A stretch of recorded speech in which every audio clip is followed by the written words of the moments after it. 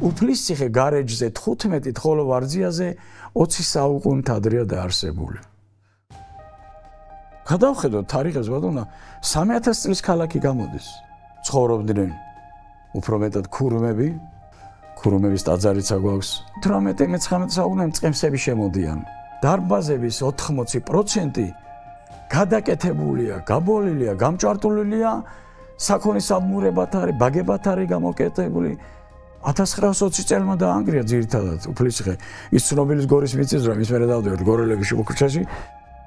ჩემი საქმე მიყვარს.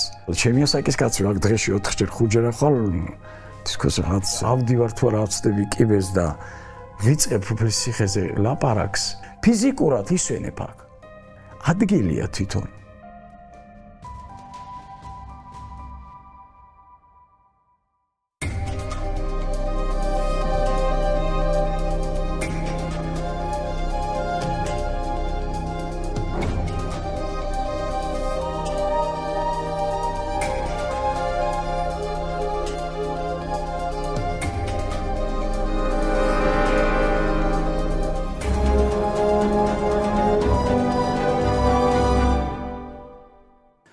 მოგესალმებით ხალხო, ისევ გორის რაიონიდან, ოღონდ ამჯერად უფლისციხიდან.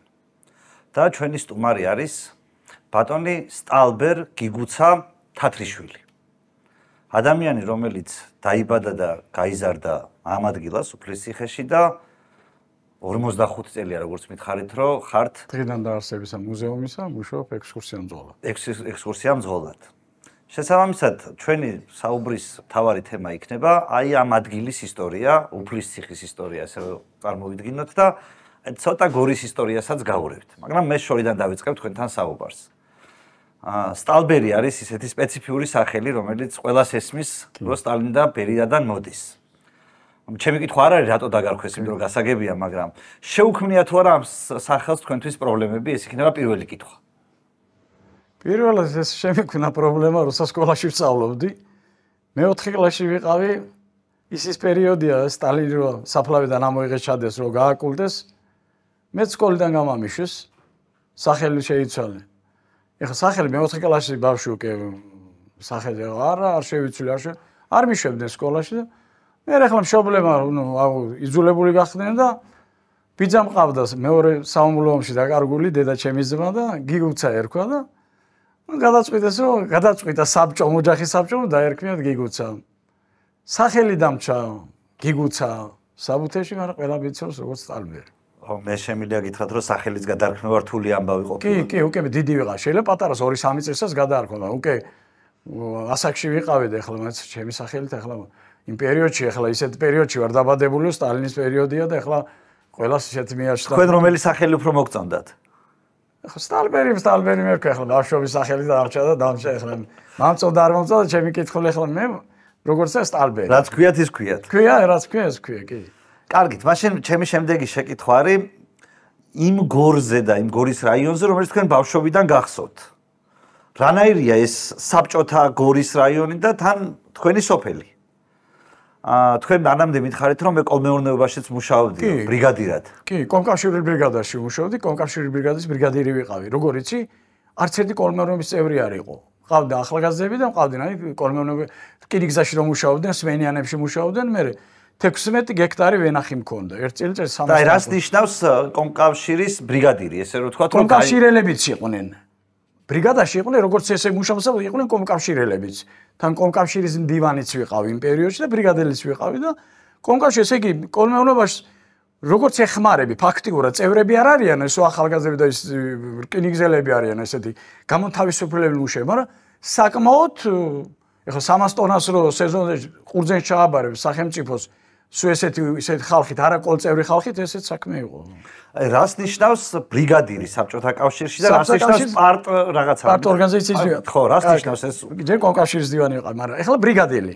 ბრიგადელი ეხლა იგივე კოლმეურნეობის წევრი ხარ, იგივე ეხლა გაბარია 15 კაცი, 15-20 კაცამდე და ამუშავებდი.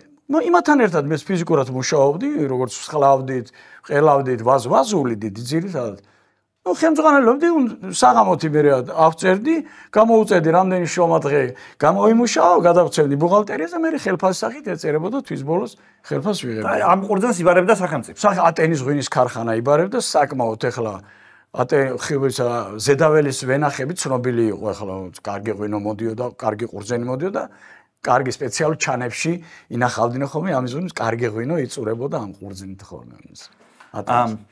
მე ვინაიდან მაქვს საშუალება რომ ველაპარაკო ადამიანს რომელსაც დიდი ხანი უცხოვრია გორის რაიონში დაკვირვებია ბევრ მოვლენებს მათ შორის იმას რაც მოდიოდა მთავრობიდან მე მაინტერესებს ყველაზე მეტად რითი განსხვავდებოდა მაგალითად თქვენი დაკვირვებით გორის რაიკომის მდივნები ერთმანეთისგან და კითხვა რომ სრულად ჩამოვაყალიბო რას ნიშნავდა კაი რაიკომის მდივანი და ცუდი რაიკომის მდივანი რა კრიტერიუმები იყო იმისთვის რომ გეთქვა რომ ეს კაი რაიკომის მდივანია ეს ყველა კომუნისტია ანუ მაინც საქართველოს ოკუპირებული ქვეყანა რაღაცა არის რაიკომის მდივანი შეიძლება კაც მაინც და მაინც არ მოწონდეს მაგრამ ამის მიუხედავად არსებობს კარგი რაიკომის მდივნები ცუდი რაიკომის მდივნები რა იყო ამის კრიტერიუმი რითი ფასდებოდა აი ეხლა ჩემი გადმოსახედიდან მეც ეხლა რაც მუშაობდი ჩემ პერიოდში სულ გამოვიცვალე ორი რაიკომის მდივანი ეხლა რაც შეხება ხდებოდით ხოლმე ყრილობაზე ხდებოდით რაღაც იმაზე იყო კრებები იყო ხოლმე იმაზე და საქმიდან გამომდინარეც არც ერთ რაიკომის მდივანზე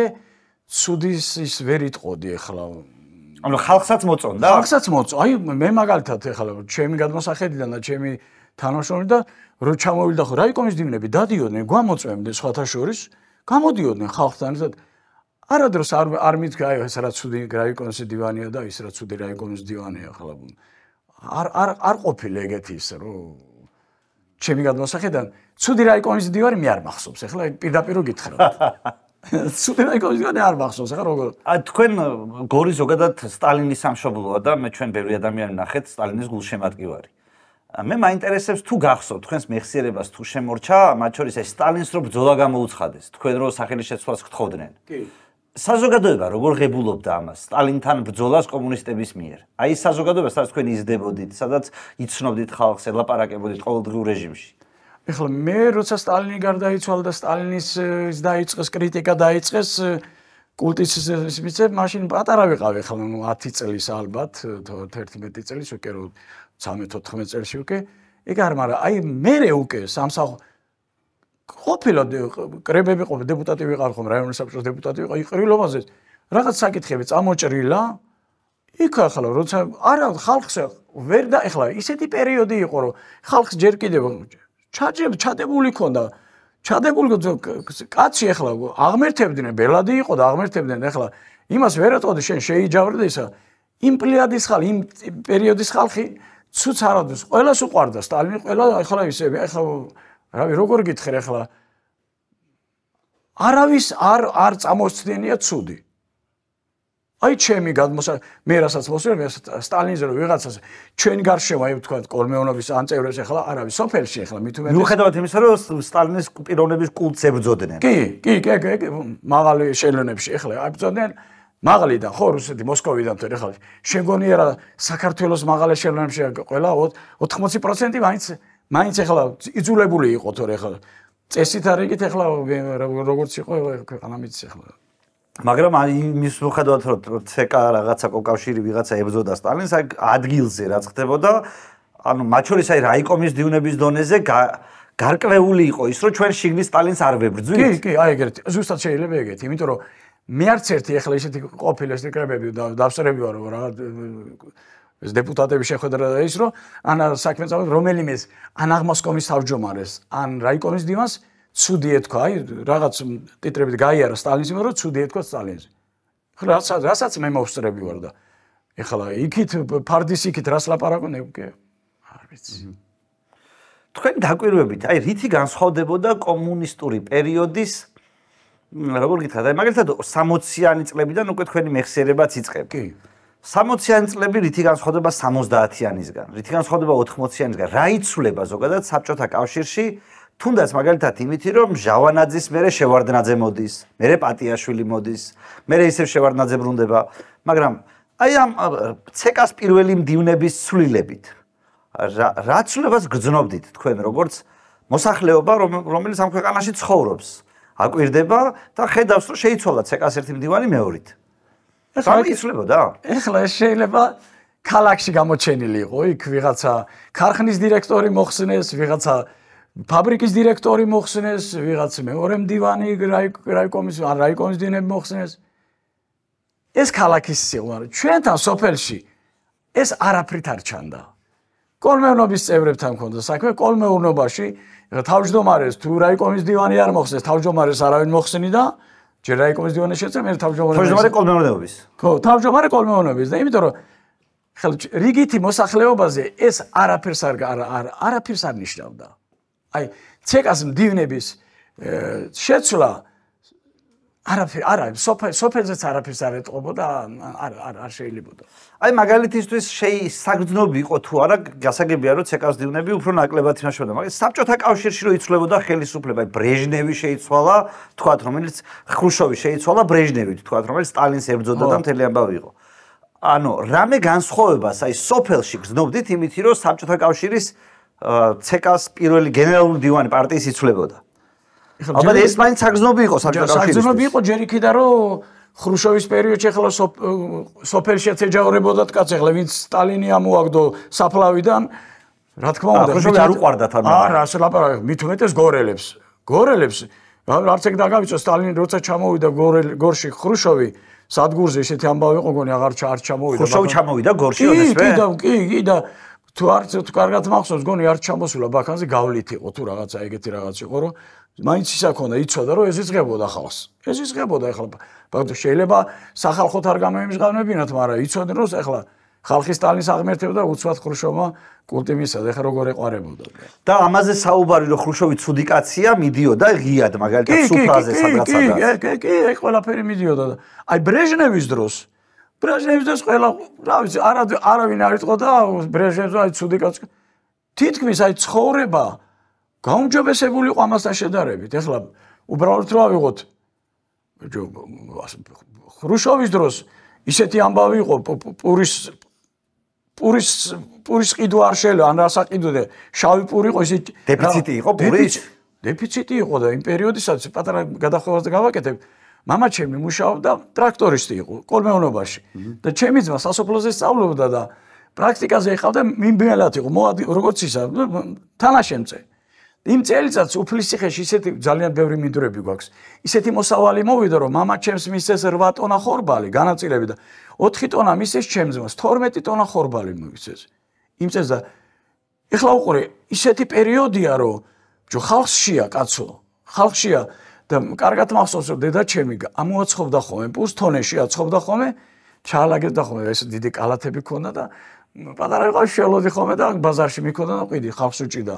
აი ამდენი ის ქონდა და ეხლა ვინც მუშაობდა იმ პერიოდისაც კოლმეურნობაში ეს ყველაფერი კარგად იყო, კარგად. ეს კოლმეურნობა რა პრინციპით მუშაობს? ანუ 12 ტონა ხორბალი კოლმეურნობიდან მიცეს თქვენს ოჯახს? ასეთი რა იმუშავეთ? ტრაქტორისტებს ძალიან ბევრი შრომადღებს უწევდნენ. ტრაქტორი ხუნაზე მიდიოდა, თესვაზე მიდიოდა, ის კომბაინზე მუშაობდა, ტრაქტორისტი ყველა ხელობა შეიძლება მიესადაგოს და ამიტომ ბევრი ეწერებოდა, შრომადღები ძალიან ბევრი ეწერებოდა.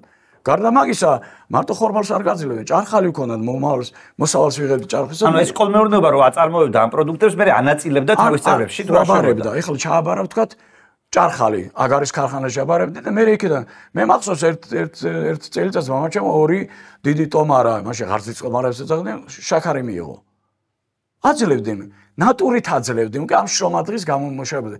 ერთი პერიოდში შეიძლება ახლა ვიღაცამ აუგეთაც მოიხსენოს, მაგრამ კოლმეურნობა ჩემი გადმოსახედი და იმ პერიოდისათვის აი თითქმის გამართლებული იყო, იმიტომ რომ მე აი რა არ იპარავდნენ კოლმეურნობიდან, ეს ხო საერთო საკუთრებაა, ადამიანის საერთო საკუთრებას იპარავს ხოლმე. არა, იქ იყო ახლა პატარა წვრილმანი ისინი შეიძლება რაღაცას ცოტა პამიდორი წამოეღო, ცოტა ყურძენი წამოეღო.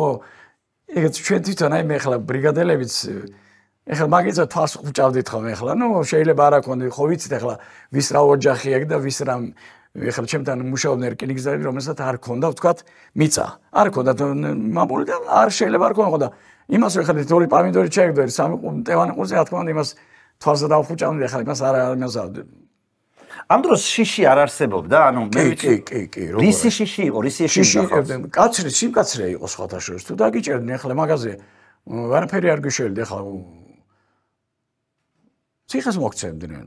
ახლა მე მახსოვს ჩემი პერიოდის ახლა გადმოსცემდნენ ხოლმე რომ აი ჩემზე ადრე აი ომის მე ახალდამთავრებულზე ჩვენთან ქალი დაეჭირათ 2 ჭარხალი თუ 3 ჭარხალი ჩაიგდო ედრაში ჭარხალი 3 წელი ციხე მისეს თუ 4 წელი და სიმკაცრე იყო თუ დაგეჭირდნენ. ამიტომ შიში იყო მაგრამ ახლა ისეთი ზოგი ისეთი გაჭირებული იყო რომ შივრები ყავდა შვილები და რაღაცას ახლა ხელმძღვანელობა არსებობდა მაშინაც არსებობდა. იცით რა მაინტერესებს რომ იგი გასაგებია რომ პირობითად რაღაცა საშიში არის საბჭოთა კავშირში ცხოვრება ასე თუ ისე მით უმეტეს იმ პერიოდში რაღაცნაირად მაგრამ იცით რისი კითხვა მინდა რამე გზები არსებობდა იმისი რომ პირობითად აი თუნდაც დანაშაული გაქვს რაღაცა ეგეთი პატარა მოიპარე ჩაგეწყო და გამოსულიყავი გარეთ თუ სისტემა ისეთი რომ კაცრია რომ გარეთ არ გიშვებს კაცრი იყო ძალიან კაცრი ამაზე არა საქმის ჩაწყობა და ეხლა უფრო ხდება ვიდრე მაშინ და ეს მე მითხრეს რომ მაგალითად ბჟავანაძის პერიოდში ბჟავანაძის არ უყვარდაო მაინც და მაინც კაცის დაჭერაო და უფრო ნაკლებად ხდებოდა ხალხი ციხეშიო და რაღაც კორუფციის დაშვებული ზღვრებიც არსებობდა და სად იყო ეს დაშვებული ზღვრები მაშინ ეგ მაღალ ეშელონებში ქარხნებში ფაბრიკებში მაგრამ არა კოლმეურნეობაში არა კოლმეურნეობაში ეგეთი არა კრაში ხევდა კოლმეურნეობაში რო დაუბრუნდეთ უფლისციხეს, რითაც დავიწყეთ ჩვენი საუბარი. თქვენ 45 წელია ამ ადგილას მუშაობთ, როგორც მითხარით. აი წარმოვადგინეთ, რომ იწყებდით მაშინ რა ხდება ამ ადგილას, რა არის განსხვავებული? ეხლა როცა დავიწყეთ, უბრალოდაც გეტყვი ახლა. არაფერი არ იყო. აი, მიწა, მინდორი. ერთი პატარა ფარდული იყო ეს ავტობუს გაჩერება საკავდა დიდი ვერხვის ძირში. კარები არ აქვს და ფანჯარა გადახურული იყო. თოვლი წვიმაში ვისხეთ, მე და ყარაული ვიყავით ხოლმე და თქვენ მაშინაც გიდი იყავით? მაშინ ვიყავით ძეგლის მეთვალყურეთ ვიყავით და ტურისტებს ვაცილებდი. მაშინ გიდის ის არ იყო. ტურისტები დადიოდნენ? დადიოდნენ, მაგრამ ეს როგორ იყო? მაშინ ვატარებდი უკვე ექსკურსიას, მაგრამ არა როგორც გიდის იმის სტატუსი, არა როგორც გამყოლი ან ძეგლის მცველი ეგრე იყო. ანუ ძეგლი იყო მაშინაც, როცა თქვენ დაიწყეთ 79 წელში უკვე მიეცა ძეგლის სტატუსი. და აი 91-ში უკვე როგორც მუზეუმ-ნაკრძალი არის. და თქვენ როდის დაიწყეთ? 79-ში. 79-ში დაიწყეთ მუშაობა. კი, 79-ში. 19 თებერვალს კარგად მახსოვს. რა ძეგლია ეს რომ მოუყვეთ ჩვენს მაყურებს? ეხლა ძალიან ისეთი რატომ არის მნიშვნელოვანი? სოფლიო მნიშვნელობის ძეგლია ეხლა. ძალიან დიდი ეხლა უბრალოდ რომ უბრალოდ გადასახედავ თქვა ძალიან ძველი ეხლა აი უბრალოდ ავიღოთ ესეთი პიროვნება იყო ერთი აკადემიკოსი გახდა რიგითი არქეოლოგი შემოვიდა აკადემიკოსი ხელშეობა ქონდა ძალიან ნიჭიერი კაცი ყაჭარელი კაცი ხოთა შორის დავით ხახუტაიშვილი დურსულ ხახუტაიშვილი თავის წიგნში პირდაპირ გვისაბუთებს უფლისციხე გარეჯზე 15 ხოლო ვარძიაზე 20 საუკუნით ადრეა დაარსებული გადავხედოთ თარიღებს ბატონო 3000 წლის ქალაქი გამოდის 3000 წლის ნიშნავალი სოფლიო ძეგლებს შორის ჩადგა. ყურადღება. აი მერე და მერე უკვე ექცევა ყურადღება უკვე ხალხის მასიურად დაიწყო უკვე ძეგლთა დაცვის სააგენტო შეიქმნა ამის ბაზაზე მერე უკვე მუზეუმ-ნაკრძალი შეიქმნა მერე უკვე ბილეთების გაყიდვა 79 წლამდე რა ხდება აქ აი თქვენ ბავშვობაში რა ხდება აქ არაფერი მე კარგად მახსოვს დადიოდნენ სხვათა შორის ჯერ არქეოლოგიური გათხრებიც არ იყო დაწყებული ისეთ კარგად მახსოვს ბავშვებს ახლა გამოგვიტანდნენ ხოლმე ვენახებში ახლა ხილი ქონდა ხოლმე და მე ბავშვობაში კარგად მახსოვს დედაჩემი ისე დიდი კალათით გამოგვიტანდა ხოლმე ხილს ატამს ვარს და ისეთი მithem ყიდიდით ხოლმე დიდი ჯამები ქონდა როგორი ჩინელები დადიოდნენ ხოლმე კარგად მახსოვს ყიდულობდნენ ყიდიდით ხოლმე დადიოდნენ ტურისტები მაშინ ეს ხიდი არის ყიდი ბეწვის ხიდი ქონდა ხოლმე იმ ხიდით და მანქანას ავტობუსებს აჩერებდნენ ხოლმე ხიდში და ფეხით გამოდიოდნენ 1 კილომეტრი ასულ და ვენახებზე მოდიოდნენ ხოლმე ვენახებზე უნდა გამეულ და ვენახის და გავგეხედათ ხოლმე ბაზრობა იყო მარჩენდე. ანუ თქვენს ბავშვობაშიც ხალხი დადიოდა, ოღონდ მაშინ სახელმწიფო ესე არ ფარვებდა. არა, მაშინ 79 წლიდან და უფრო მერე 91-დან უფრო და უფრო მერე ჩვენი მაყურებლისთვის რომ გასაგები იყოს, როდის არის ეს ადგილი დაფუძნებული და რა დანიშნულება ჰქონდა ამ ადგილს? თვითონ უფლისციხეს? ხო. ახლა რომ 1000 ვერსია არსებობს ამაზე 1000 მე ახლა რომ გამოგა ყველას ვერ თქვენ რომელი ვერსიის გჯერათ? მოდი ასე დავიწყოთ. ვერსიის ისე მჯერა, რომ ერთ-ერთი ძალიან ძველი სტრატეგიული მნიშვნელობის ქალაქი იყო. სადაც ცხოვრობდნენ მაღალი საზოგადოება, 9 ჰექტარი ფართობით ციტადელი, რაც ქვაშია ნაკვეთი. ცხოვრობდა მაღალი საზოგადოება. ცხოვრობდნენ უფრო მეტად ქურუმები.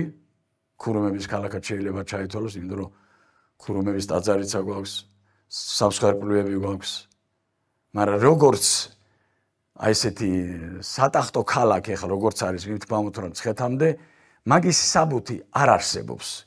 მაგრამ ხალხი რო ჯერ კიდევ 3000 წლის წინ ცხოვრობდა, ესე იგი ამის დამადასტურებელი მასალები არის. არსებობს მასალები.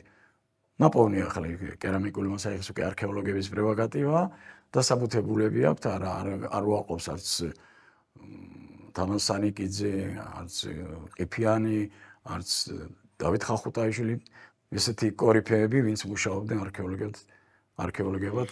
რა დანიშნულების იყო? დაახლოებით რა ტიპის დანიშნულების ობიექტებისგან შედგება ეს ქალაქი? ამ ქალაქში ახლა ჯერ იქიდან დავიწყოთ, რომ უფლისციხეს ჰქონდა რა მნიშვნელობა, იცი? მდებარეობდა აბრეშუმის გზაზე. საქარავნო გზა გადიოდა ჩრდილოეთით. დღესაც აქვს შემორჩენილი 200 მეტრის სიგრძის არის, 10 მეტრამდე სიმაღლე, 4 მეტრის სიგანეს ქვაში არის გაკვეთილი. გზა გაიყვანეს. საქარავნო გზის გასაყვანი, გასავლელია. საქარავნო გადიოდა საქარავნო გზა და შემოსავალი ქონდა, რა თქმა უნდა, და ქონდა თავის სავაჭრო ცენტრი, შემოქონდათ, რა თქმა უნდა. ჩართული იყო ვაჭრობაში აღმოსავლეთსა და დასავლეთს შორის, ამ გამოვალ აბრეშუმის გზაზე იყო. და ეს არის ქალაქი, სადაც მუდმივი მაცხოვრებლები ცხოვრობენ, თუ ეს არის არა, აქ ცხოვრობდნენ მუდმივი მაცხოვრებლები, დაახლოებით ხალხმა აქ იცხოვრა ეგრე მე-16, მე-17 საუკუნემდე ჯერ კიდევ, იმიტომ რომ ანტონოვსკაიას კარგად აქვს აღწერილი თავის დიდ მოურავში 1625 წელი დიდი მოურავი ფარულ თათბირს აწყობს აღმოსავლეთ და დასავლეთ საქართველოს სარდლებს შორის მარტყოფის ველზე, რომ უნდა შეხვედრიყო შაჰაბას თამარის დარბაზში. აი ბოლო რაც არის უფლისციხეში ამის ცნობა, მაგრამ ერთი ცნობაც აქვს ეგეც ბატონო, კი ბატონო 975 წელი. აი რა მნიშვნელობა აქვს ამას. უფლისციხის მმართველი იყო ესეთი ივანე მარუშის ძე. მიეგება დავით კუროპალატს ზედაველაზე, ზედაველა აი მტკვრის გაღმა მინდვრები აქვს, გზა გადის იქაც. და უბოძა უფლისციხე. გადასა უფლისციხე. კუროპალატმაც მოიყვანა, მას ძიარესვა და მოიყვანა თავისი შვილობილი ბაგრატ მესამე და დასვა საქართველოს მეფეთა უფლისციხეში. უფლისციხეში? კი, აქ არის და ეგ ვერსია, რომ არც ივანე ჯავახიშვილი გამორიცხავდა, თამარის დარბაზში უნდა ყოფილიყო. ახლა ბევრი შეიძლება შემედაოს, ეს არ არსებობს, ესა თუ არ თუ გადასა უფლისციხე და შემოიყვანა და სად უნდა დაესვა თუ არა თამარის დარბაზში, ისეთი სამეფო დარბაზი იყო და ალბათ აქედან იწყება სიტყვა საქართველო, მისი გაერთიანება, ალბათ აქედან იწყება ბაგრატოვანთა დინასტია, ცნობისაც ყველაზე დიდი დინასტია ევროპაში 1000 წელი გრძელდებოდა, ცნობისაც მას მხოლოდ მსოფლიოში იაპონელების იმპერატორების დინასტია უსწრებს 1500 წელი მათი. აი ეს ძირითადი ორი საერთოდ შეიძლება დასაბუთდეს, რომ აი ეს საქართველოსთვის რითაც იყო მნიშვნელოვანი. როდიდან არის მივიწყებული ეს ადგილი? ეს ადგილი როგორც მე-18-მე-19 საუკუნეებში წყემსები შემოდიან. წყემსები პატრონებიან და დარბაზების 80% გადაკეთებულია, გაბოლილია, გამჭვარტულია, საქონლის საბმურებად არის, ბაგებად არის გამოკეთებული. საბმურები აქ ასეთი მიჩეჩქვილი პატრონი არ ყავდა არაფერს გაუბედო. რატომ შეიძლება და ეს მომხდარიყო? შემოსევების შედეგად აოხრების არ არის ახლა ამაზე ორი ვერსია არსებობდა, რატომ მიატოვა, ხო, ხალ მოუცვათი აიფეთქა და მიატოვა. ახლა შეიძლება იყოს ავანტყოფობა ყოფილიყო, შეიძლება მიწისძვრები. მიწისძვრები ხშირად ქონდა გადარეული, თვითონ ჯერ ახლა მე-10 საუკუნეში ყოფილა როგორც მიწისძვრა, მე-6 მიწისძვრა ასე საშიშია უფლისციხეში, თქვა? კი, 1920 წელმა დაანგრია ძირითადად უფლისციხე. ის ცნობილი გორის მიწისძვრა, მის მერე დავდივართ გორელების ქუჩაში, 920 წელი იყო, კი. ძალიან მიწის დრო გამოდადია გორელები შოქუჩაში. აბა ეს პირობითი გრძელდებოდა, რომ იშლებოდა სახლებში შოქუჩაში დადიოდნენ. მართლა? ეგეთი ისე დაგვაბრალესო, თორე ის მეკარჩო. ო, და მაგან განაპირობა, ისევე როგორც აი ჩვენ ძველი ნასოფლარი იყო და ჩვენ როცა ხალხი ჩასახლდა 300 წლის წინ, სადაც მე დავიბადე, სადაც გავიზარდე, 70-იან წლებში მერე ხალხმა უცბად გადაწყვიტა გაღმა გადასვლა, მიტოვება. ისეთ საინტერესო ის იყო ამაზე. აი გამოჩნდა აი კომუნისტების ავკარგიანობა. არ ვიცი გადავიღეთ თუ არა. სოფლის უფლისციხეში შენდებოდა ბაზა, სახელმწიფო სამხედრო ბაზა შენდებოდა საბჭოთა კავშირის საკმაოდ ცნობილი. იარაღის ზეთის ძალიან ათასობით ტონა ზეთის პროდუქციის ისა და ბაზა შენდება მუშახელი არ არის. ხალხი არა ცხოვრობდა და აი ამ სოფელში ჩვენი სოფლის ამოდენი ერთ-ორ სამკაც ავკარგიანობასაც გეტყვით, ამათ არც მიწაუყვარდათ, არც აქონდათ აი რკინიგზაზე იყვნენ მიბმული, დილით რომ მიდოდა საღამოთიოდნენ და ესეთი ხალხი გადაიბარეს და დააწერინეს განცხადება და შეიტანეს რაიკომ შეიტანეს არ გვინდა ცხოვრება, აი გადაგვიდე, მოგვეცით იქ ცუდი აი არაფერი არ არის და მე დაემთხვა იქ მიწა წყალი გამოვარდა, სასაფლაოს ნაშთები გამოჩნდა, ხალხს მეტი უნდა და ახლა ხო მოხუცემა დაიწყე რა გვინდა სასაფლაოს ცხოვრება და იფეთქა ხალხმა და მასიურად გადავიდნენ და მიატოვეს სოფლის ციხეს. ალბათ შეიძლება აქაც რაღაც მიზეზი იყო და ეგრე გადავიდნენ იქით. მეც იქ ხო ცოლშვილით 73 წელში გადავედი, იქ უფლისციხეში გადავსულა, ახლა ქახრეში გადავედი, მაგრამ გადავედით ფაქტიურად რომ გასახლდა ხალხი. აი ეგ იყო ძირითადი. კომუნისტები რა მნიშვნელობას ანიჭებდნენ ამ ძეგლს ესე რომ თქვათ და იყო თუ არა თქვათ რომელიმე ისეთი ცნობილი კომუნისტები რომლებიც დადიოდნენ და რამე გეგმები ჰქონდათ ამ ადგილთან დაკავშირებით. კი. თვითონ მაგალ პატიაშვილის დროს ყურადღება ექცეოდა. თუ არ ვცდები მაგის დროს იყო პროექტი, ან მაგის დროს, ან შევარდანაძის დროს პროექტი იყო უფლისციხეში, რომ გორიდან უნდა ევლო ტროლეიბუსი. უნდა გაკეთებულიყო 5 კილომეტრი, უმოკლესი გზა ესე 15 კილომეტრია, 5 კილომეტრია რა არის უნდა მოსულიყო მოტრიალება ტურისტებისთვის და ხალხი რომ მიდგომე ყურადღება ექცეოდა უკვე სალაროები აშენდა დაბლა მოვიტანეთ 80-იან წლებში 91-ში ფინური ბინები ჩამოვიტანეთ დავდგით 3 დიდი ბინა იყო უკვე მუზეუმიც მოვაწყე დირექცია იქ ექსკურსია მძღოლების იქ არქეოლოგების ის იყო ბაზა იყო ისე რომ ექცეოდა უკვე მაგ პერიოდში ყურადღება და მე უკვე თანდათან ხიდი გაკეთდა მიუხედავად იმისა ჩაინგრეთ პერიოდში მე მეორე ააშენეს უკვე მოძრაობა და ბოლოს უკვე ეს უკვე 2010-დან 8-დან 10 უკვე მაგარი ყურადღება ექცია უკვე ყველაფერი მუზეუმის შენობა დადგა განათება გაკეთდა და ყველაფერი ეს ასფალტირებული გზა მოვიდა სინათლებით კარგად გაკეთდა ყველაფერი იქიდან უკვე კარგად მიდის და ეხლა შემოსავალიც კარგი აქვს ისე რომ რაღაცა თქვა ძალიან დიდი შემოსავალი პირველი მუზეუმია საქართველოში ვისაც აქვს აი ამდენი შემოსავალი ანუ ინტერესი არსებობს კი აი იმ პერიოდში როდესაც თქვა საბჭოთა კავშირი ინგრევა და დამოუკიდებელი საქართველოს შემოდის კი აქ რა ხდება უფლისციხეში რა ხდება მაგ დროს როდესაც საბჭოთა ის იერარქია ჩამოიშალა აღარ არის კომუნისტები აი მოდის ეროვნული მოძრაობა ისეთი პერიოდია რომ ბევრი რაღაცისთვის ხალხს არ ცალია აი უფლისციხეში რა ხდება ამ დროს აი საბჭოთა კავშირი ჩამოიშალა ახალი წყობა მოდის ეს როგორ ხდება ყურადღების მიქცევა ამაზე თუ საერთოდ ყველაფერი შეიძლება არაფერი ჩვეულებრივ მიდის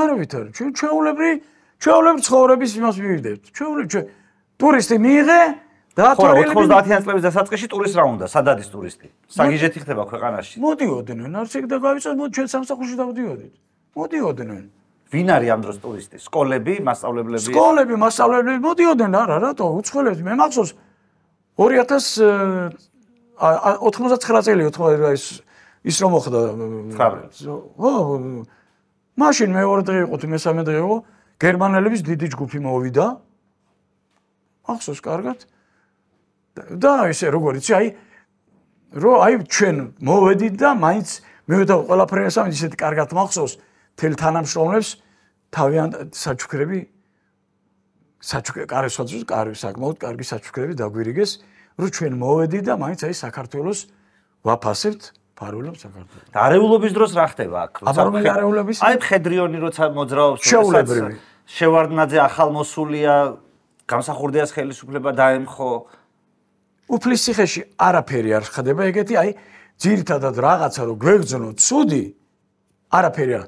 ერთი მარტო აი ომი რო იყო 2008-ში, აი მაშინ კი იყო, მაშინ იყო გვეშინოდა ერთი რო გვეშინოდა რომ სამხედრო ბაზა იყო. და პირველ თუ დაბომბავდა, იქ რო ბომბი ჩამოვიდა, იმდენი იარაღი და ის იყო, ის რო აფეთქებული იყო მარტო უფლისციხესკენ თელ გორასწევდა. იმაგით იყო საშში. პირდაპირ 2 კილომეტრი მეტი არა. მეორეთა სამხედრო ჰოსპიტალი დააყენეს. სამხედრო ჰოსპიტალი დააყენეს, ამდენი მანქანები რა, თვითონავი დადიან საშიში ეგეც ხო? ამდენი ისე და მე უკვე ეთყობა ეგ ისეს იქიდან ბძანება და უცბად გაშლი ეს კარავი სამხედრო ჰოსპიტალი უცბად აშალისო უფლისციხე არ დაინგრია და სხვათა შორის ეხლა მოსკოვშიაც იყო ისეთი ხალხი, ვისაც საქართველოზე ცოტა გული შესტიოდა. იქ ივანოვი იყო რუშაი. აი მე რუშაილო მყავდა მაგალითად სანამ ეს ომი დაიწყებოდა. მეორე პირი იყო, ეგ ყავდა ჩამოყვანილი საჯაიას. საჯაი უშრობის დივანი იყო. მაშინ კი და მე მყავდა ექსკურსიაზე და ნუ კაცი ახტაცებული და აი ეთყობოდა ახლა ხოში ატყობ ახლა ცოტა იმასაც რომ რუსსა მაინც აი ახტაცებული და რო უყვებოდა რომელსა და ისეთ კარგად მაქვს საჯაია მე მას მეგონა ხომ წავკრა და ხო როგორ მოსწონსო მიდიმიდო და აი მოწოდა შეიძლება ახლა ამათიც აპრიმაკოვი მაგალითად საქმე თუ შეიძლება ამათაც რამის დაუდეს რომ თქვა ის არ ააფეთქეს სკრის გვირაბი ააფეთქეს სკრის გვირაბი და რატო უფლისციხე არ ააფეთქეს შეიძლება რაღაც დაასველეს ენაც რომ ერთიც იყო ნამყოფი და მეორეც იყო ნამყოფი და ახლა არ უნდოდა ახლა დაანგრევა. თქვენ ელოდებოდით რომ ვინმე შეიძლება დაანგრია. კი. რა მოტივი შეიძლება არსებობდეს ამისი? აი ეგ იყო სამხედრო ბაზა იყო მაგისი. თელიან მაგ ფაქტიურად საქართველოს რჩებოდა ხო იმათა. ახლა სამხედრო ნაწილი გამანდა. მაგრამ ის ზეთი და ის სამხედრო იარაღი და ის მაასტერს გაიტანეს. აი ეგ იყო ძირითადად.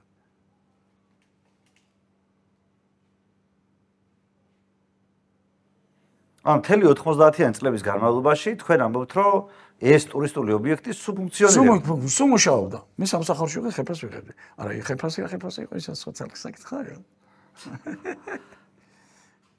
იმის რემონტს ვეღარ ეპიზოდები ამ ხელფას დავცხოვრობდი, მუშაობდი. სადაც გიდივარ. საქართველოში ღირსების ორდენის კავალერი.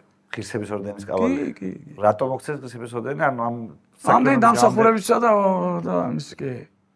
ვინ იყო ძირითადად, ანუ გარდა ვთქვათ სკოლის მოსწავლეების და რაღაცა პარტიული ეშელონებიდან, ვინ იყო თქვენი სტუმარი, ვისაც აინტერესებდა ასეთი ტიპის სიძველეები, მართლა გულწრფელად თქვენ რომ შეგიმჩნევიათ, რომ აი ამ კაცს გულწრფელად ეს აინტერესებს. და ვინ მოდიოდა ძილობის გამო? არა, ჩემი მაგალითად ჟვანია თავის ოშვილით იყო დაინტერესებული, მე ჩავატარე ექსკურსია. ბურჯანაძე თავის ოჯახთან ერთად იყო, მე ჩავატარე ექსკურსია. ახლა ეს პარტიული რუშაილო და მიშა არ ყოფილა თქვენთან სტუმრად? მიშა მე ჩავუტარე ექსკურსია და ისე კარგად მახსოვს.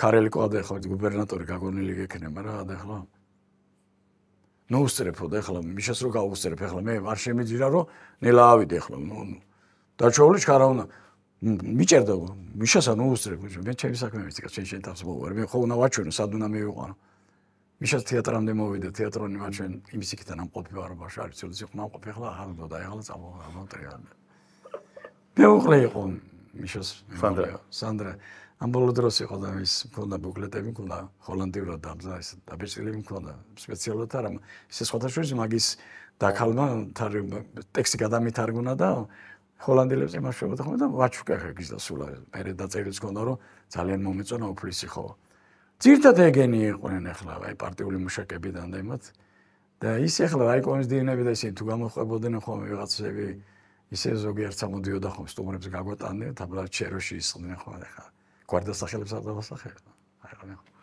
ვარდების რევოლუცია რას სulis პირობითად რამე სulis აქ თქვენ ცხოვრებაში ან რამე იცვლება თუ არა პირობითად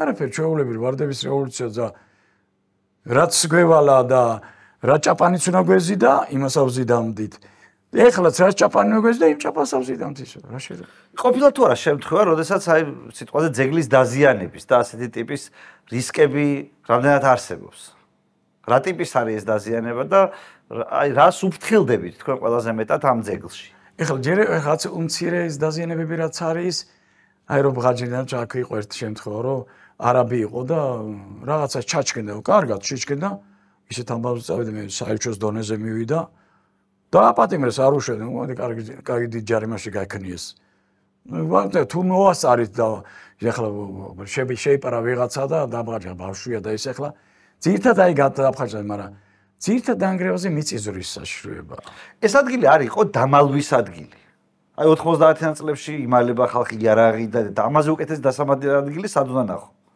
არ ყოფილა ეგეთი არა მარტო ბავშვები იმალებით ავდიოდით ხოლმე ომობანას ავთამაშობდით ისე კარგი სათამაშო იქნება კი ღამე მე კარგი არის ისე ღამე კარგია ხო ერთი რამეც ვერ ავთქვი რომ დიდი ელიტა ეხლა რო დიდი სტუმრები ჩამოსდიოდნენ თავრობას ხო აქ სიცხე 45 გრადუსამდე შეიძლება ავიდეს თაკარამზეზე ამიტომ ჩვენ საღამოთი ღამე ჩამიტარებია განათებული იყო ხომ ისეთი კარგად იყო უფლისციხე განათებული აი მატარებლის ხაზი გადის და რო გამოიხედავდი ღამე მატარი თითქოს ცაში დაკიდებული იყო აქედან იყო არა ეხლა მაგალდანან ისე იყო განათებული და სტუმრები ეს ღირსი ეს უცხოელი სტუმრები მოყავდათ იმ დროს რომ ღამე თან როგორც ეგზოტიკურია თვარიანი ღამე ვარსკვლავი ისეთი ისა გაქვს რომ თვარეს მოგჯანი ვარსკვლავებში მაღლა ხარ ჩვენს გვეხალისებოდა ხოლმე ესეთ ვატარებით ხოლმე ღამე განათებული ბევრჯერ მე ჩამიტარებია ღამე ექსკურსია და თვითონ აქ ამ გარემოში ფანტასტიკური გარემოა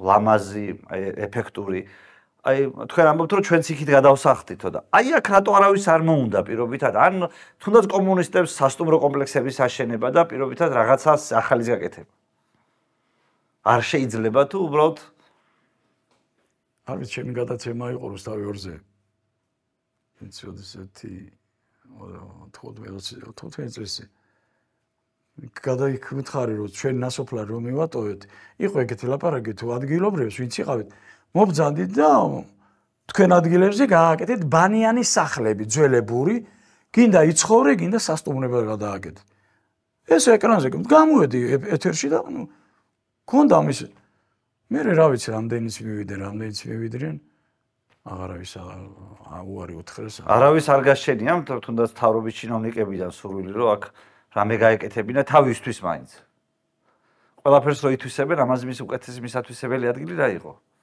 არაფერი კულტურის სამინისტროს აქ ეს და ესე ამას იჯარით ვერ გასცემ ძეგლია საკუთრებაში ვერ გასცემ ამიტომ კულტურის სამინისტროს არა ეგეთი რამე არ ყოფილა ან გარშემო მიმდებარე ტერიტორიები გარშემო მიმდებარე ტერიტორია ხა ესე ვინცაც ააშენებენ ახლა ეს ჩემი მიწა იყო და ჩემი მიწაში ავაშენე ეგრევე აქვს აშენებული და ისე რო არ გასახლებული იყო სოფელი იყო პროგრამაში რომ გორიდან აი ეს კასპამდე ქახრეს გასვლა უნდა ჩავარდნილიყო კალაპოტში მტკვარი და რამხელა მიწაა იცი წაღებული ახლა ამაზე ცოტა შორს წაგვიღოს ის რომ იმ ხელა მიწებია წაღებული რომ ხალხი ჩამოსახლდებოდა არა გადავიდოდა იმ ჭაობიან ადგილზე ყოღუებით სამსი ადგილზე ვიდრე აქ იცხოვდა და ჩამოვიდა თვითონ ჩვენ ოჯახ 40 მიასედი ქონდა მიწა საკმაოდ დიდი სამი ძმა ვიყავით საკმაოდ გვეყოფოდა სამი სახლი სამი საკარმოთი ჩვენზე ვიძახეთ რამდენს ეგრე ქონდა მაგრამ აი მე რომ დაიწყეს გადასა ვისაც არ აქონდა მიწა არავის აღარ